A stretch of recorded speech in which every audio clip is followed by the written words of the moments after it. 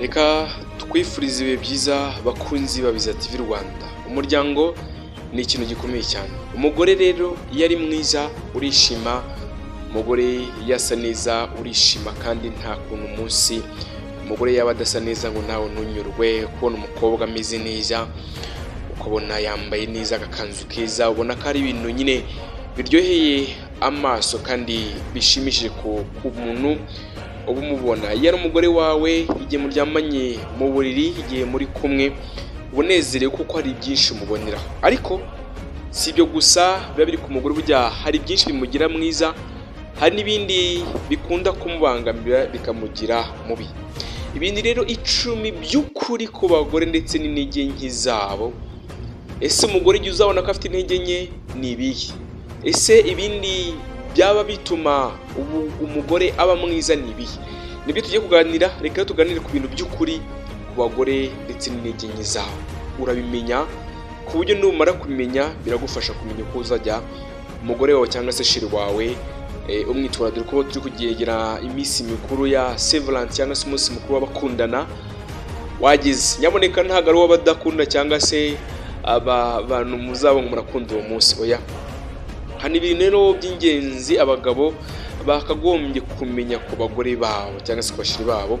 Nutabimenye rero ntuzatangare igihe azaba agutaye akajya kwishakira abandi abagabo bamuha ibyo yifuza cyangwa se ibyo ashaka. Nitwa Eric Nshimiyimana.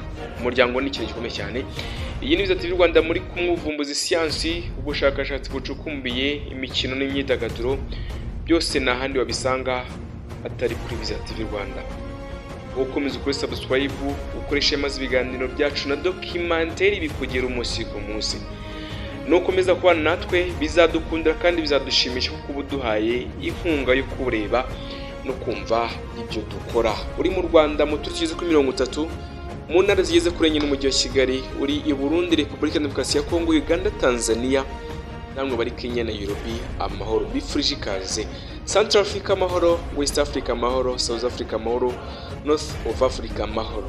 Abari Burayi bifurize ibihe byiza. Nutwumva umenye ko winjiye mu muryango mugari wa Biza TV Rwanda. Ikintu cya mbere rero cyiza cy'ukuri ku bagore mu buzima bwabo bwa buri munsi, abagore sabanyantege nke uko dukunda kubivuga, sabanebwe, ahubwo bakunda kugaragara nkaho ari bo.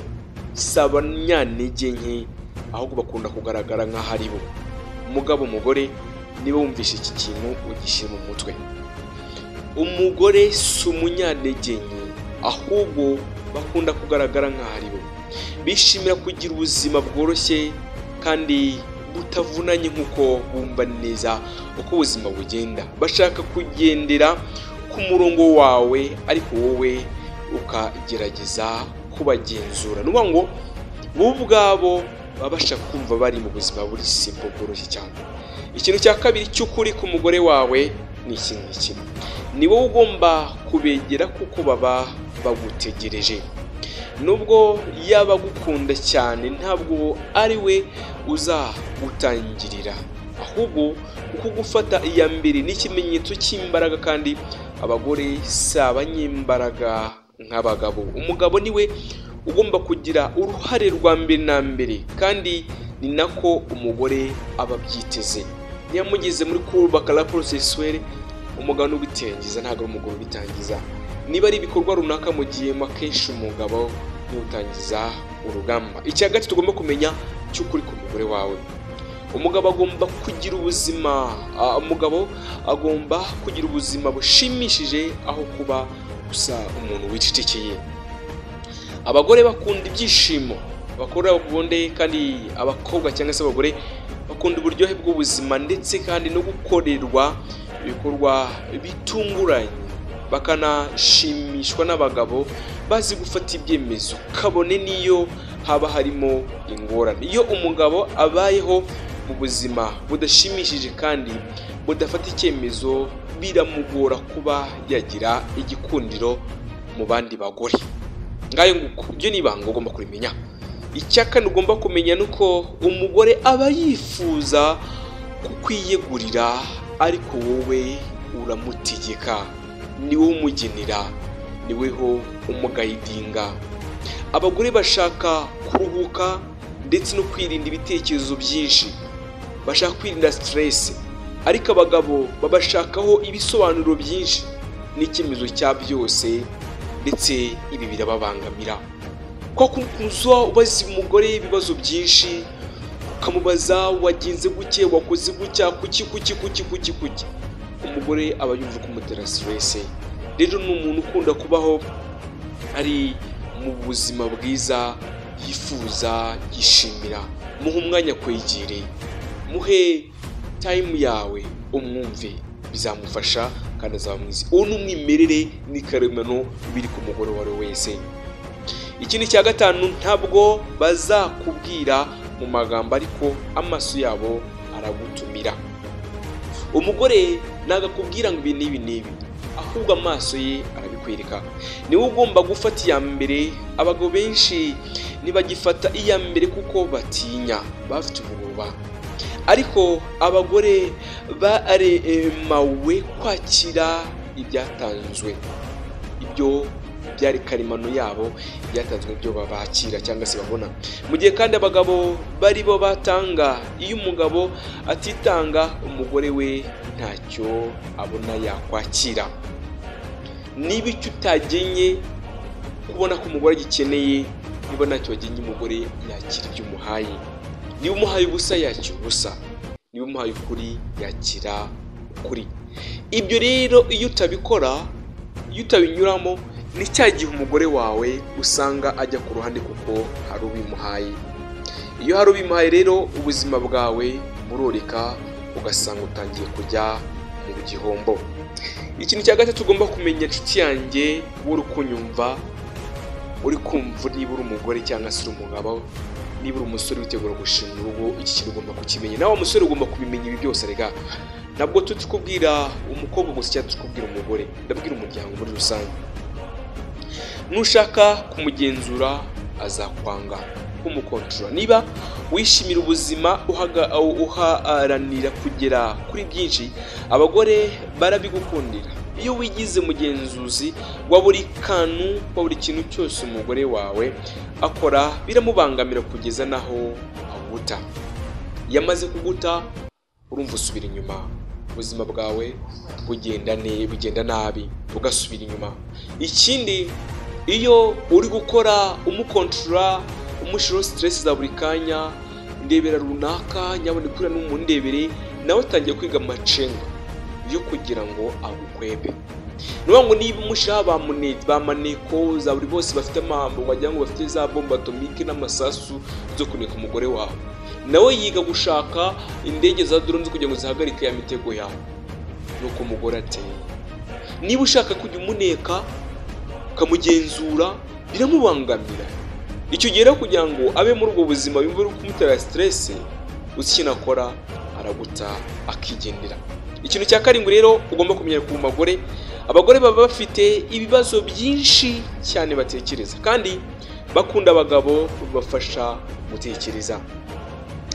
Guys, ladies and gentlemen, as long as you understanding this content, ugomba understanding ibintu biri truth, ugomba understanding ibintu by'ukuri muri weho. Abagore baba bafite ibibazo byinshi batekereza, kandi bakunda abagabo babafasha gutekereza clear, birumvikana for sure.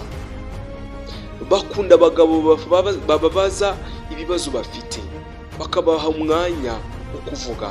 Abagore kandi batekereza cyane, ndetse rimwe na rimwe ntibanamenye icyo bashaka. Niyo mpamvu umugabo ufite imbaraga zo kubayobora bamwifuza cyane. Umugabo ufite imbaraga zo kubumva, umugabo ufite imbaraga zo kwicira ku bitekerezo byabo, akumva ibibazo byabo. Guys, let me tell you one thing. Umugore wa niba afite ibibazo nk'ibyo ngibyo utamwitaho, bro, for sure, niba abonye undi mugabo ku ruhande wumva ibibazo bye, aramugutwara. Like, umukobwa ushobora kumugutegura gahunda z'ubukwe z'urugo rwawe mu myaka mukundanye cyangwa mumaranye, nta munsi n'umwe n'uyu wigeze mu mwanya ngo muvugane, araguta. Uzi yamaze guta, ubuzima bwo busubira inyuma. Rero nta mpamvu kugira ngo umugore bamugutware aho gukora ishoka byawe ishoka byose nawe umugore wawe umwite umeke mu mwanya. Ikindi cya munani gikomeye cyane, abagore bakunda ibyago n'ibintu bishya. Nka data we, iyi ngingo irakomeye. Bakunda ibyago n'ibintu bishya, bakunda kujya ahantu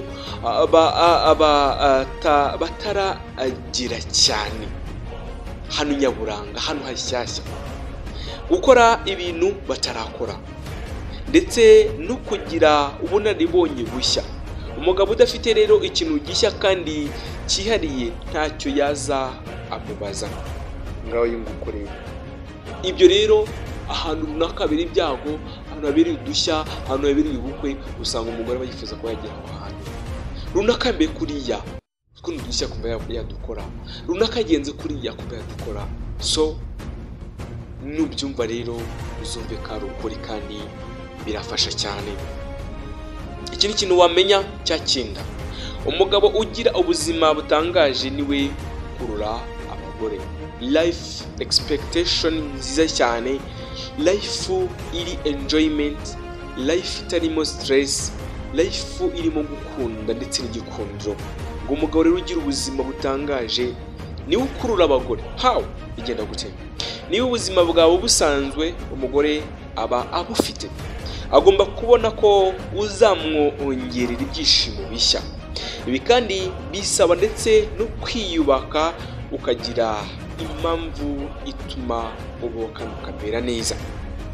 Iyo mpamvu ituma ubaho kandi ukamera neza niyo umugore imukura ikamusunikira kwenjoyinga ubukundo n'urukundo murimo ndetse n'ibyo uri kumukorera. Bakunzi ba Beza TV Rwanda, icya 10 ni iki ngiki kirakomeye cyane. Umugore ntashaka umugabo umuhora hafi, ahubwo ashaka ufite impamvu y'ingenzi yo kubaho. Nagashaka umugabo umwicara ku ruhande murashwana guys. Mane yanjye ntago mbizi kuba umugabo buri munsi umwicara ku ruhande, iyo murebana agusaba ikintu ukakibuza, yakibuze murashwana. Ikindi kuba mwicara ku ruhande utangiye kugenda umutonjora, murebareba inzara, imisasi, twenda, ahangaha ntiyakubuye, ntiyakoropye, ntiyatetse, umwana yarize. Ibyo byose uko ugira umusho w'ipressure n'iyo stress, abantu atangiye gutekereza ko nta mwanya agifite mu buzima bwawe. Iyo umugore rero abonye ko uri umugabo ufite intego z'ubuzima, ukaba kandi aharanira ikintu kinini, biramukurura cyane. Iyo kandi umuha urwibutso rw'uko ubuzima bushobora kuba butangaje n'ahandi ajya. Kwerekana rero ubuzima bwawe, kubaho nk'uwifitiye icyizere ndetse no kugira intego, nibyo bigomba kumwubaka kandi nawe bikakubaka. Nibyo kandi bikurura abagore kurusha ibindi byose bibaho mu buzima. Rero umugore ntashaka umugabo umuhora hafi, umuhoza ku nkeke, umuhoza ku mare ndetse n'agahinda, ahubwo ashaka ufite impamvu y'ingenzi yo kubaho. Ubuzima rero bushingiye ku muryango, kandi umuryango burya ni ikintu gikomeye cyane guys, ni ikintu gikwitabwaho. Umugore mugabo, niba ibintu utaruzi ko bibaho, nyaboneka bigenzure, menye uko ugomba gutwara. Nitwa Eric Nshimiyimana, nari neguza nawe utaha.